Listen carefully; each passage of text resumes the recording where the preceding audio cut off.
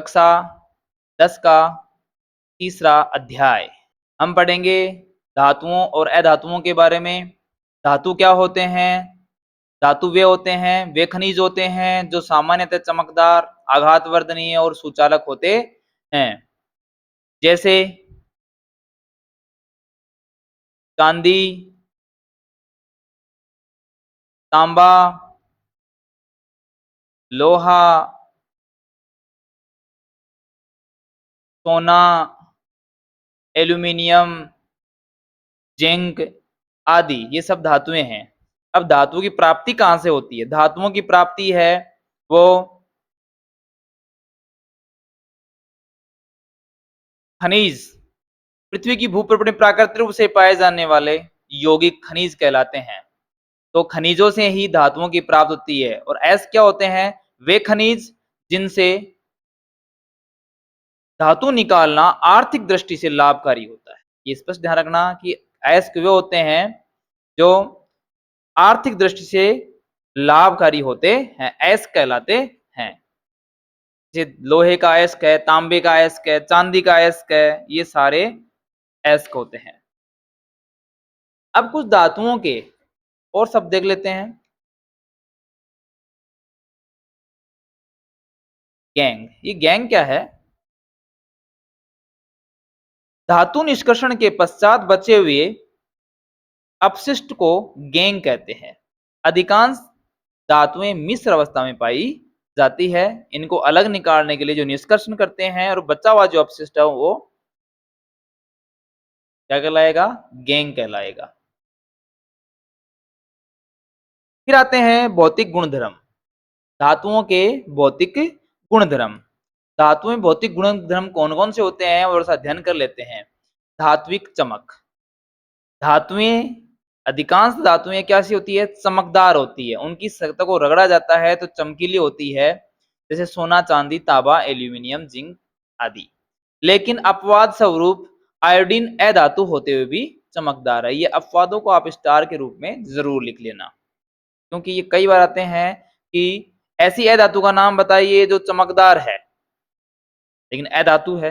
अधातु है ना, तो सोडियम है, सॉरी आयोडीन है, इसका प्रतीक आई होता है। कठोरता। धातुएं सामान्यतः कठोर होती है, जैसे सोना, चांदी, तांबा, लोहा आदि। जबकि सोडियम, पोटेशियम जैसी धातुएं नरम होती हैं, इन्हें आसानी से चाकू से काटा जा सकता है। ये क्षारीय मृदा धातुएं कहलाती है। अपवाद स्वरूप देखो, केमिस्ट्री की हम बात करते हैं तो याद रखिए अपवाद भरे पड़े हैं। धातुएं कठोर होती है लेकिन लचीली भी होती है, जैसे हमने अभी बात की सोडियम है, पोटेशियम है, ये सारे के सारे इनको चाकू से काट सकते हैं। अपवाद स्वरूप यहाँ देख लिए मरकरी। मरकरी होती है Hg, 80 नंबर पर आती है। मरकरी होती है वो धातु द्रव अवस्था में पाई जाती है। गैलियम का गलनांक बहुत कम होता है, लगभग 29 डिग्री सेंटीग्रेड होता है। यह कमरे के ताप पर ठोस अवस्था में है लेकिन हथेली पर लेते पिघल जाता है। इसी प्रकार से ये, और अब देखो अपवाद हीरा। हीरा धातु नहीं है, अधातु है, लेकिन फिर भी प्रकृति में सबसे ज्यादा कठोरतम पदार्थ है, अधातु। तो ये सारे अपवाद भरे पड़े हैं केमिस्ट्री में। आघात वर्धनीयता। आघात वर्धनीय का मतलब होता है पीटना, यानी धातुओं, कुछ धातुओं को पीट पीट कर उनकी चादर बनाई जा सकती है। इस गुण को आघात वर्धनीयता कहते हैं। जैसे सोना, चांदी, तांबा, एल्यूमिनियम, इनको पीट कर हम इनकी चादरें बना सकते हैं। सोना, चांदी सबसे अधिक आघात वर्धनीय धातुएं हैं। तन्यता, एक पॉइंट है यहाँ सा भेज देते हैं, देखना ध्यान से। 1 ग्राम सोने से लगभग 2 किलोमीटर लंबा तार खींचा जा सकता है, जो कि वास्तव में अविश्वसनीय है, यानी तन्यता है। आपसे कोई पूछ ले कि सबसे ज्यादा तन्य धातु कौन सी है, तो कौन सी है? सोना, गोल्ड। धातुएं ऊष्मा और विद्युत की सुचालक होती है। धातुएं प्राय ऊष्मा और विद्युत सुचालक होती है, जैसे तांबा, चांदी, तांबा और विद्युत।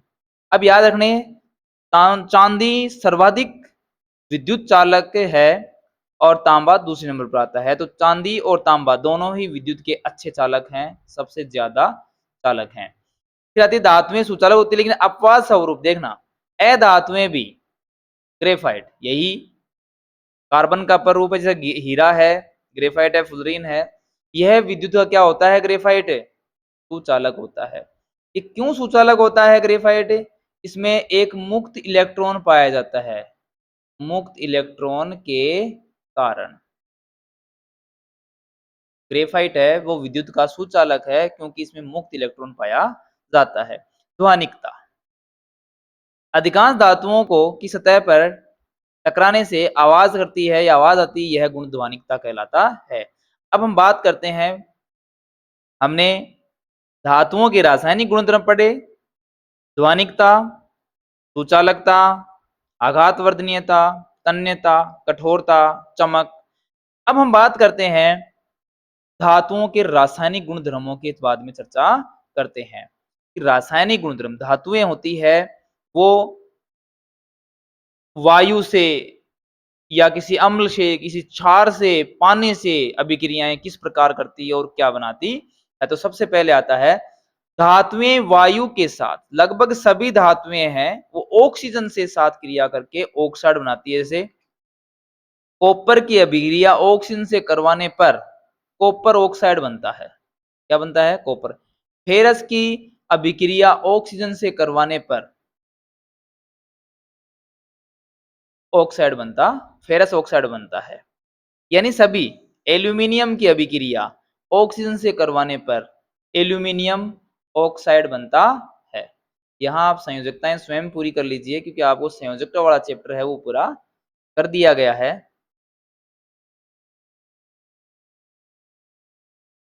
संतुलित भी कर लीजिए इनको। फिर हम बात करते हैं उभयधर्मी ऑक्साइड। ये उभयधर्मी ऑक्साइड क्या होते हैं? उभयधर्मी ऑक्साइड वो वे होते हैं जो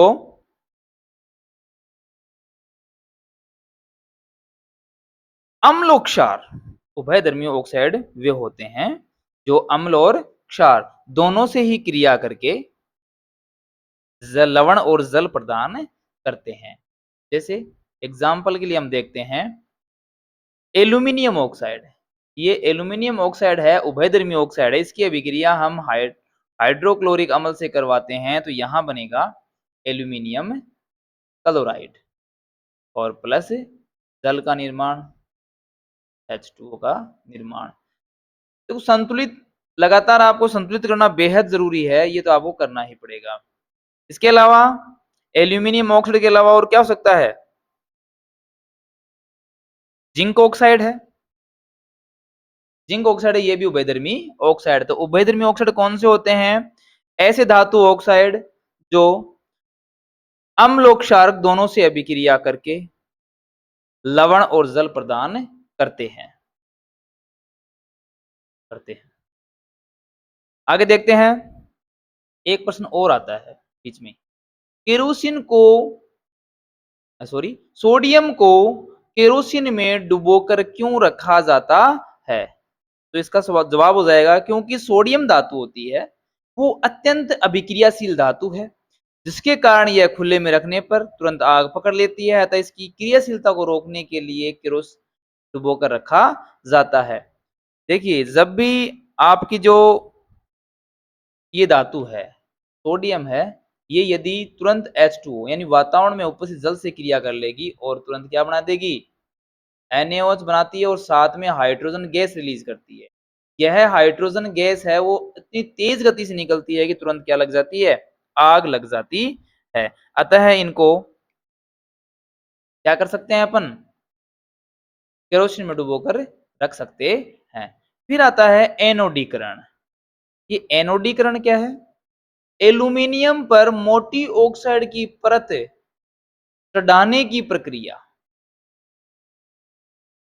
चढ़ाने की प्रक्रिया को एनोडीकरण कहते हैं। एनोडीकरण में एल्यूमिनियम पर ऑक्साइड की पतली परत का निर्माण होता है जो इसे संक्षारण से बचाती है।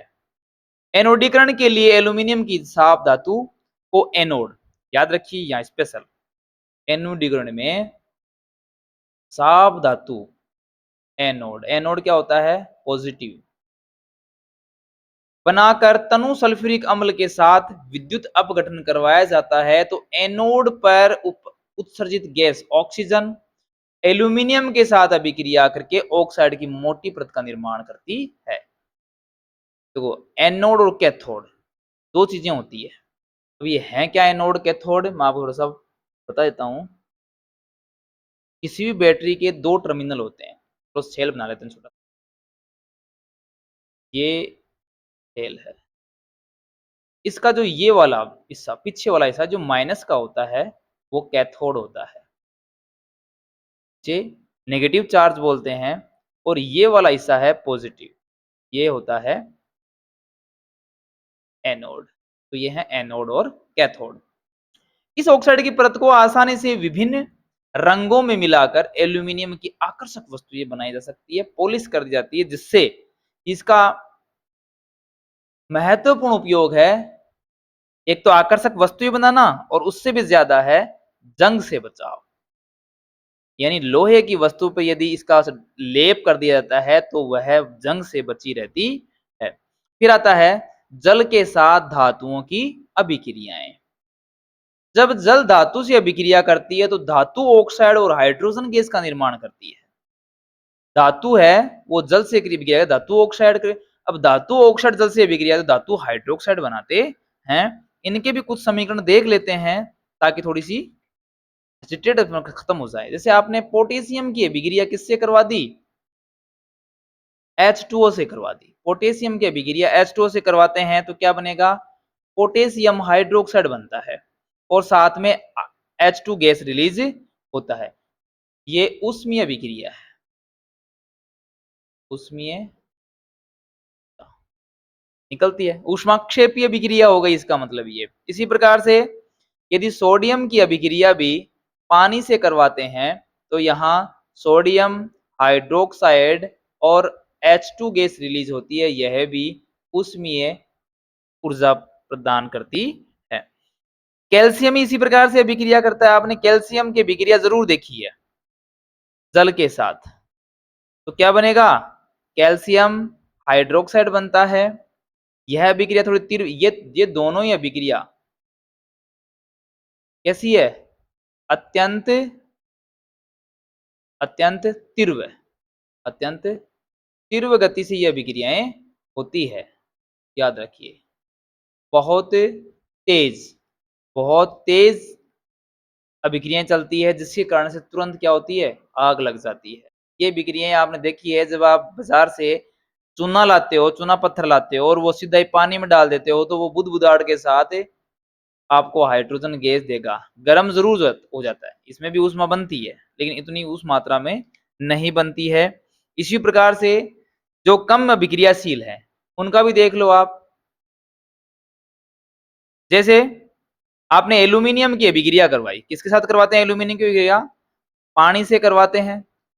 ये धीमी गति की, ध्यान रखना, ये तेजी से होने वाली अभिक्रियाएं नहीं है, धीमे धीमे होने वाली अभिक्रियाएं हैं। जबकि मैं आपको थोड़ा सा बता देता हूं कि एल्यूमिनियम जिंक जैसी धातुएं न तो शीतल जल के साथ न ही गर्म जल के साथ, ये सामान्य तौर पर लिक्विड यानी जल के साथ अभिक्रिया नहीं करती है, लेकिन ये गैस के साथ, यदि हाइड्रोजन किस रूप में हो, सॉरी जल किस रूप में हो, गैस के रूप में हो, तो ये अभिक्रिया करेगी और एल्यूमिनियम ऑक्साइड बना देती है और यहाँ से हाइड्रोजन गैस रिलीज होगी। जिंक भी क्रिया अभिक्रिया करता है, फेरस भी अभिक्रिया करता है। फेरस H2O से अभिक्रिया करके जंग बनाता है, Fe3O4। ये क्या है? फेरस ऑक्साइड, फेरिक ऑक्साइड है प्लस H2, यानी कि H2 नहीं, सॉरी, गैस। ये भी गैस है, ये ठोस है, ये ठोस है, ये भी ठोस है और ये भी। यानी ये अभिक्रियाएं ठंडे और गर्म जल के साथ अभिक्रिया नहीं करती है, लेकिन ये भाप के साथ, यानी वाष्प होनी चाहिए, भाप होना चाहिए, तभी ये अभिक्रियाएं करती है। लेकिन कुछ तत्व हैं जैसे चांदी है, सोना है और कॉपर है, ये न तो ठंडे के साथ अभिक्रिया करती है और ना ही गर्म के साथ अभिक्रिया करती है? ये बिल्कुल भी अभिक्रिया नहीं करती है, तभी तो ये नोबल धातुएं हैं। अब हम बात करते हैं धातु जब अम्ल से अभिक्रिया करती है। अम्लों से अभिक्रिया कर लवण व हाइड्रोजन गैस प्रदान करती है। याद रखिए, यहां अभिक्रियाएं होती हैं, जैसे कर देते हैं जिंक की अभिक्रिया HCl अम्ल से कर देते हैं तो क्या बनेगा? लवण बनेगा जिंक का, जिंक क्लोराइड बन जाएगा और साथ में हाइड्रोजन गैस। तो ये कई बार प्रश्न पूछा गया है कि धातुएं अम्ल से अभिक्रिया करके कौन सी गैस प्रदान करती है, तो वो कौन सी गैस है? हाइड्रोजन गैस है। और देख लो फेरस की अभिक्रिया देख लो H2SO4 के साथ, हालांकि ये अभिक्रियाएं पिछले अध्याय में अपने पूरे से पढ़ लिया था।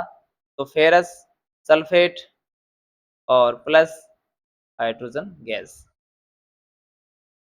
इस प्रकार से लगातार ये देती है।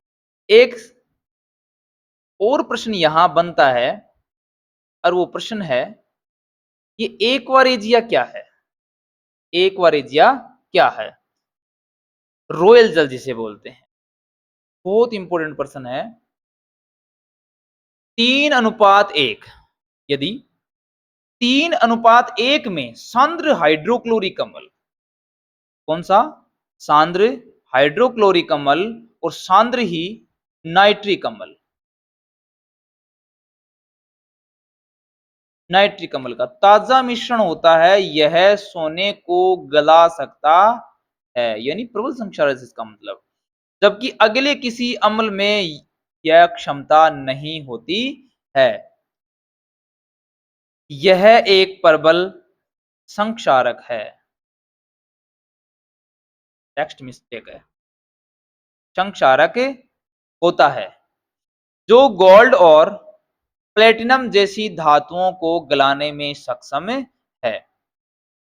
तो इसे एक्वारेजिया कहते हैं या रॉयल जल कहते हैं। याद रखना 3:1, 3 अनुपात है हाइड्रोक्लोरिक अम्ल के हैं और 1 अनुपात है नाइट्रिक अम्ल, और दोनों सांद्र होने चाहिए। धातु लवणों के विलयन के साथ धातुओं की अभिक्रिया। अभिक्रियाशील धातु अपने से कम अभिक्रियाशील धातु को विस्थापित कर देती है। हम पिछले अध्याय में पढ़े थे पहले में रासायनिक अभिक्रियाएं और उनके प्रकार, तो उन्हें हम देखा था कि अभिक्रियाशीलता का क्रम देखा था। उस क्रम में हमने देखा था किस प्रकार से धातुएं होती है वो अपनी अभिक्रियाशीलता दर्शाती है। थोड़ा सा और देख लेते हैं। अब इनका क्रम क्या है? सबसे अधिक क्रियाशील धातु है वो पोटेशियम है, उसके बाद में सोडियम है, कैल्शियम है, मैग्नीशियम है, एल्यूमिनियम है, जिंक, आयरन, लेड। यानी ये क्या होता है कि जैसे जैसे हम देखते हैं कि जो ऊपर वाली धातुएं होती है वो नीचे वाली धातुओं को क्या करते हैं?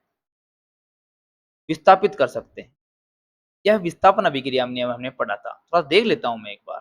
देखना, आपने फेरस जिंक की अभिक्रिया, जिंक की अभिक्रिया फेरस सल्फेट से करवा दी। ये धातु लवण है, ये धातु है।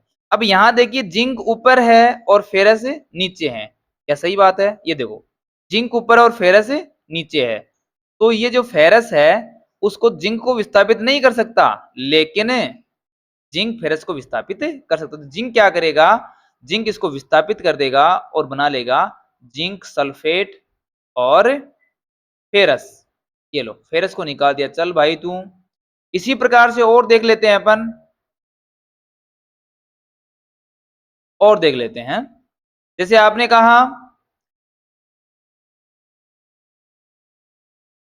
फेरस ऑक्साइड की, फेरस की अभिक्रिया कॉपर ऑक्साइड से करवा देते हैं, तो बेचारा कॉपर ऑक्साइड नीचे आता है अभिक्रियाशीलता श्रेणी में, तो कॉपर को ये विस्थापित कर देगा और फेरस ऑक्साइड बना लेगा और यहां बन जाएगा कॉपर अलग हो जाएगा।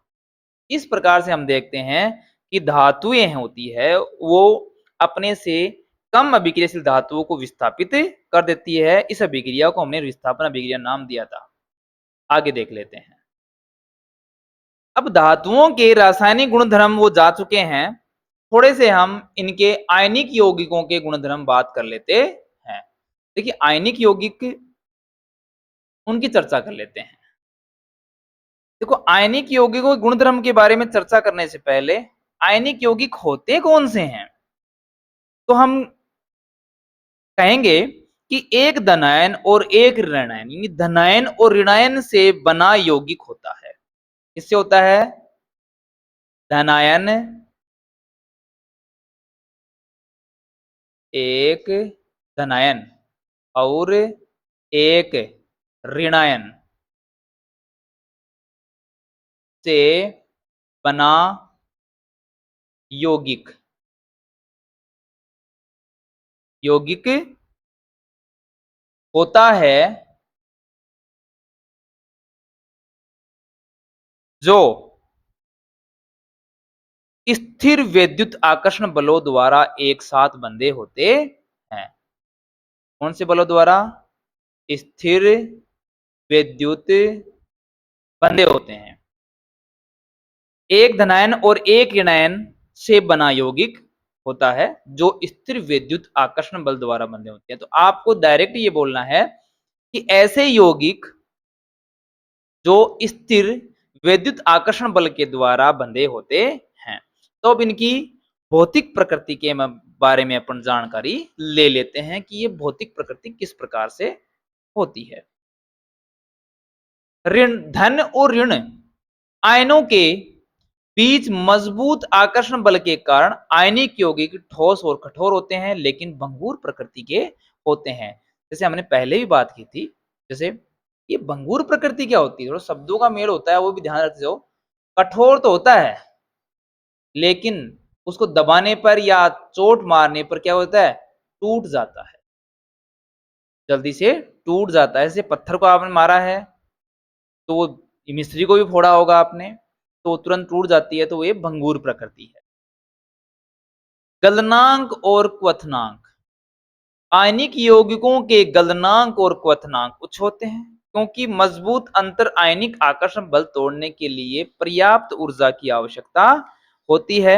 अतः इनके गलनांक और क्वथनांक उच्च होते हैं।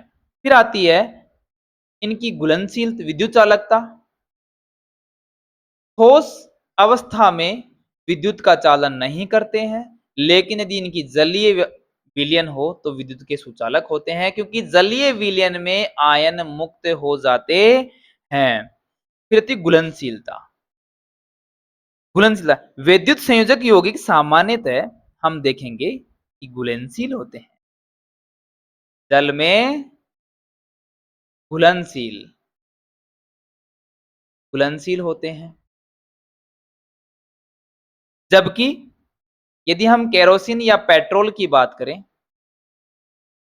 तो इसमें अघुलनशील होते हैं, अघुलनशील होते हैं। हमने आयनिक यौगिकों की बात कर ली है। अब हम बात करते हैं धातुओं का निष्कर्षण यानी धातु प्राप्ति। धातुओं को किस प्रकार से प्राप्त किया जा सकता है? क्योंकि अधिकांश धातुएं होती है, चांदी सोना या तांबा को छोड़कर अधिकांश धातुएं होती है वो अयस्कों के रूप में मिलती है। ये अयस्क होते हैं वो सिद्ध तौर पर एक यौगिक कंपाउंड होता है जो कि आसानी से उनसे धातु नहीं निकलती। अतः इनको विभिन्न श्रेणियों में बांटकर इनको अलग अलग प्रकरणों में रखकर इनका निष्कर्षण करते हैं। जैसे हम बात करेंगे अब धातुओं का निष्कर्षण सक्रियता श्रेणी के अनुसार किया जा सकता है। सक्रिय श्रेणी में सबसे नीचे आने वाली धातुएं कम अभिक्रियाशील होती है, यानी ये प्रकृति में मुक्त अवस्था में पाए। अरे सोना होता है और चांदी होती है, चांदी तो फिर भी थोड़ा बहुत मिलावट मिल सकता है लेकिन सोना आपको प्योरिटी में ऐसे ही पड़ा हुआ मिलेगा, उठा लो और काम में ले लो। गोल्ड है, सिल्वर है, प्लेटिनम है, कॉपर, जबकि कुछ धातु होते हैं वो मध्यम श्रेणी की अभिक्रियाशीलता दर्शाती है, जैसे जिंक, फेरस।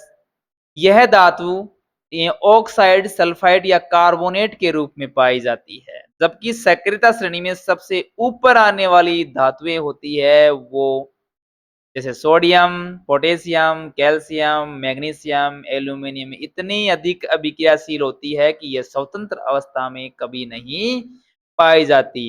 तो ये अभिक्रियाशीलता के आधार पर ही हम इन धातुओं को 3 भागों में विभाजित कर देते हैं। निम्न अभिक्रियाशील धातुएं, मध्य अभिक्रियाशील धातुएं और उच्च अभिक्रियाशील धातुएं। तो देखना, सक्रियता श्रेणी में नीचे आने वाली धातुओं का निष्कर्षण। इस श्रेणी में बहुत कम सक्रिय धातुएं होती है, जैसे तांबा, सोना आदि। ये क्या होती है, अक्रियशील अवस्था में मिलती है और आसानी से इनको अलग करना बहुत आसान होता है। सक्रियता श्रेणी के मध्य में स्थित धातुओं का निष्कर्षण, मध्य में स्थित धातुओं का निष्कर्षण है, जैसे आयरन है यानी लोहा, कॉपर यानी तांबा, लेड, जिंक आदि की अभिक्रियाशीलता मध्यम होती है। जो कार्बोनेट और सल्फाइड, आपको कोई पूछ सकता है सक्रियता श्रेणी के मध्य में आने वाली धातुओं को किस प्रकार से या किस रूप में पाई जाती है, तो कार्बोनेट और सल्फाइड के रूप में पाई जाती है। कैसे प्राप्त कर सकते हैं, भर्जन और निस्तापन करके प्राप्त कर सकते हैं। अब देखते हैं भर्जन क्या है। भर्जन धातु के सल्फाइड एस को वायु की उपस्थिति में अधिक ताप पर, ध्यान रखना ये थोड़ा सा इंपॉर्टेंट टॉपिक है। यहाँ वायु की उपस्थिति, भर्जन होता है वायु की उपस्थिति और अधिक ताप पर उनको क्या करते हैं, गर्म करते हैं। इस प्रक्रिया को भर्जन कहते हैं। जैसे आपका एस के जिंक सल्फाइड, ठीक है, इसको हम ऑक्सीजन की उपस्थिति में क्या करेंगे, गर्म करेंगे। तो गर्म करने पर ये ऑक्साइडों में बदल जाती है, यहां से SO2 सल्फर डाइऑक्साइड बाहर निकल जाएगी। निस्तापन है, कार्बोनेट एस को करते हैं, भर्जन सल्फाइड एस और निस्तापन कार्बोनेट एस्को का करते हैं। इसको सीमित वायु में अधिक ताप पर गर्म करने पर ऑक्सीजन ऑक्साइड में बदल जाता है। इस प्रक्रिया को निस्तापन कहते हैं। जैसे देख लेते हैं, यही जिंक कार्बोनेट है, इसकी अभिक्रिया ऑक्सीजन से करवाऊं नहीं, इसको सीधे ही मैं क्या करूंगा, उच्च ताप पर गर्म करूंगा। तो उस ताप पर गर्म करने पर ये ऑक्साइड और यहां से कार्बन डाइऑक्साइड का निर्माण हो जाता है। तो निस्तापन कार्बोनेट एस्को का होता है और भर्जन है वो सल्फाइड एस्को का होता है।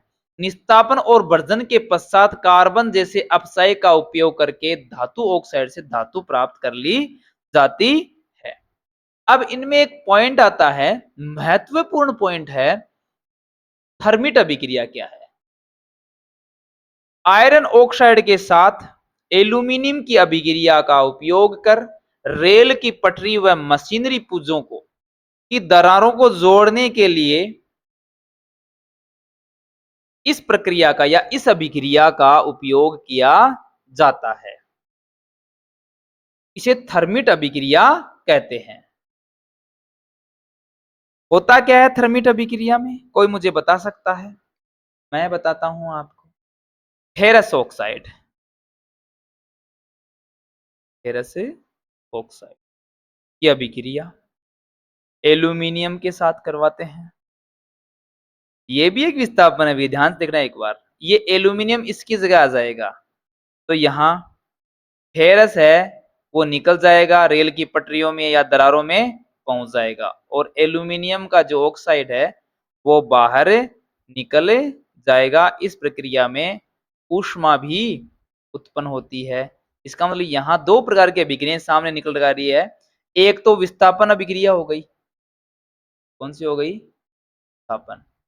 देखो ये लगातार आपको ध्यान में रखनी पड़ेगी ये किस प्रकार। फिर दूसरा उष्मा अभिक्रिया हो गई। दो अभिक्रियाएं एक साथ इसमें चल रही है।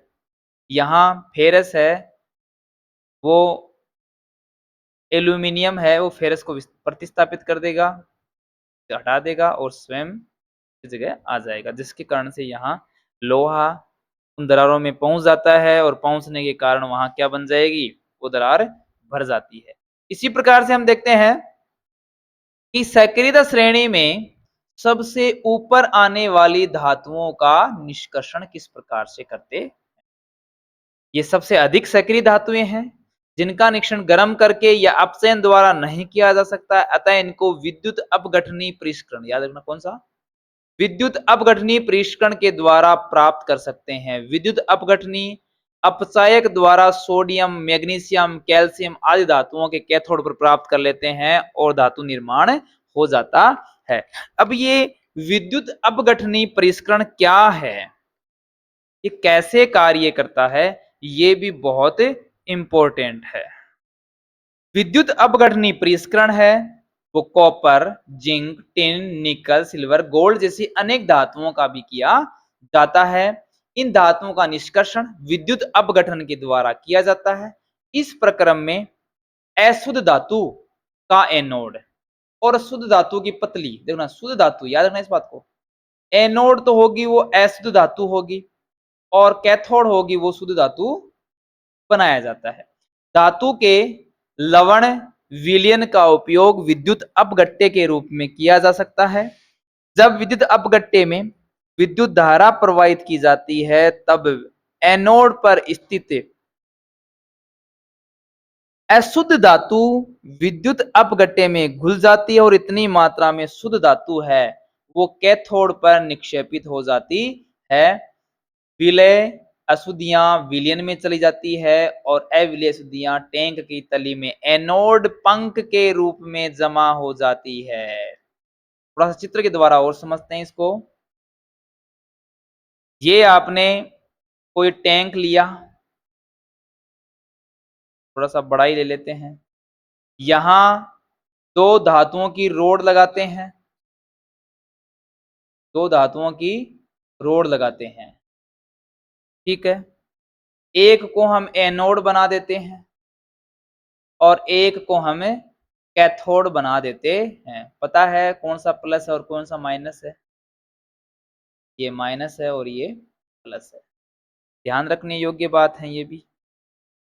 इसको किसी विद्युत स्रोत से जोड़ देते हैं, ये कुंजी के परिपथ बनाते हैं पूरा भाई, ये माइनस और ये प्लस। ये भी ध्यान देने योग्य बात है, बैटरी में दो टर्मिनल होते हैं प्लस और माइनस, प्लस को लंबे चिन्ह के द्वारा दर्शाते हैं और छोटे वाले द्वारा माइनस को दर्शाते हैं। अब यहां हमने कहा था जिस विलयन, जिसकी धातु प्राप्त करना है उसी का क्या लेंगे, लवणीय विलयन लेंगे। ये कॉपर है तो ये कॉपर सल्फेट का लवणीय विलयन हो जाएगा। और ये धातु भी किसकी है, कॉपर की होगी, कॉपर की धातुएं होगी।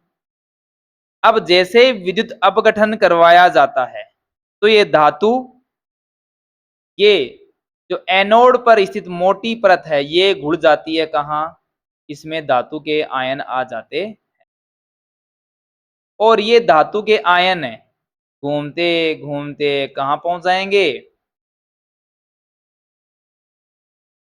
कैथोड पर पहुंच जाती है। तो शुद्ध धातु अपने को कैथोड पर प्राप्त होगी, कहाँ होगी, शुद्ध धातु है, शुद्ध धातु कैथोड पर प्राप्त होती। और जो अशुद्धियां हैं जो घुलने वाली होती है तो इस विलयन में घुल जाएगी, और जो न घुलने वाली है वो यहाँ एनोड पंख के रूप में, इसे बोलेंगे एनोड पंख, पंख नहीं पंख, ये थोड़ा यहाँ पंख लिखना, एनोड पंख के रूप में यहाँ जमा हो जाती है जिनको बाहर निकाल लिया जाता है। इस प्रकार से अपने को यहाँ से प्राप्त होने वाली धातु है उसका शुद्धता प्रतिशत कितना होगा, का परसेंट है वो लगभग 99.99% धातु है वो अपने को शुद्ध प्राप्त होगी। अब हम थोड़ा सा और चर्चा कर लेते हैं, हालांकि इनके बारे में अपन ने अध्ययन कर लिया था संक्षारण, जंग लगना अध्याय 1 में लास्ट का चैप्टर विकृत गंधिता और संक्षारण के बारे में जो चर्चा कर रहे थे वहां चर्चा थोड़ी सी अधूरी रह गई थी, और कर लेते हैं। सामान्यतः हम दैनिक जीवन में देखते हैं कि कॉपर को आर्द्र वायु में खुला छोड़ देते हैं तो हरे रंग की परत जमा हो जाती है। चांदी पर काले रंग की परत जमा हो जाती है और लोहे पर भूरे रंग की परत चढ़ जाती है। इन्हें ये सब क्या है? जंग लगना है, क्षंक्षारण है। सुरक्षा, धातुओं को हम सुरक्षा है पेंट करके यानी पॉलिश, ऑयल पेंट, कौन सा?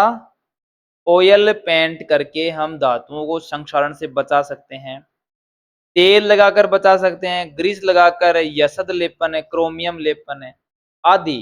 ये इतने सारे प्रक्रियाओं को अपनाकर हम इनका बचाव कर सकते हैं।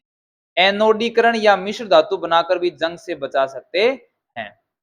अब यसद लेपन, गेलविलाइजेशन, हालांकि पहले भी आया था और देख लेते हैं। लोहे एवं इस्पात को जंग से सुरक्षित रखने के लिए इन पर जिंक की पतली परत चढ़ाने की प्रक्रिया को यसद लेपन कहते हैं। अब और देख लेते हैं यसद लेपन के अलावा। ये यसद लेपन आपने देखा है, कहाँ देखा है?